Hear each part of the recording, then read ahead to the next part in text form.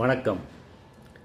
புறமனத்திலே தோன்றிய புலனாக எண்ணத்தை அகமனத்திற்கு எப்படி கொண்டு செல்வது? இதுதான் இப்போது நம்முன் இருக்கும் கேள்வி. இரவு 10 மணி முதல் அரை மணி நேரம் உங்கள் இஷ்ட தெய்வத்தின் திருவடியிலே உங்கள் எண்ணம் பதியட்டும். எப்படி? உங்கள் கண் லேசாக மூடியிருக்கட்டும். உங்கள் எண்ணம் ஆசை அல்லது திட்டத்தை பற்றி வலுவாக ஒருமுகப்பட்ட நினைப்பிலே தியானியுங்கள். ஒரே சமயத்தில் ஒரே எண்ணம்தான் இருக்க வேண்டும். உங்கள் ஆசை நடக்கக்கூடிய ஆசையாக இருக்க வேண்டும். இந்த ஒருமுக எண் முனைப்பிலே மெல்ல மெல்ல உங்களை மறந்துவிட வேண்டும். நீங்கள் இன்னார் என்று உணர்வு கரைந்த எண்ணத்தின் மயமாக ஆகிவிட வேண்டும். உங்கள் ஆர்வத்திற்கு சொல் வடிவம் கொடுத்து அதை வாய்விட்டு சொல்லுங்கள். அதை மெல்ல மெல்ல வேகம் குறைத்து ஒலியையும் குறைத்து திரும்ப திரும்ப சொல்லுங்கள். உங்கள் மனத்திரையிலே உங்கள் ஆர்வத்தின் வெற்றி நிகழ்ச்சியாக திரைப்படம் போல் நிகழ்ச்சி செய்யுங்கள்.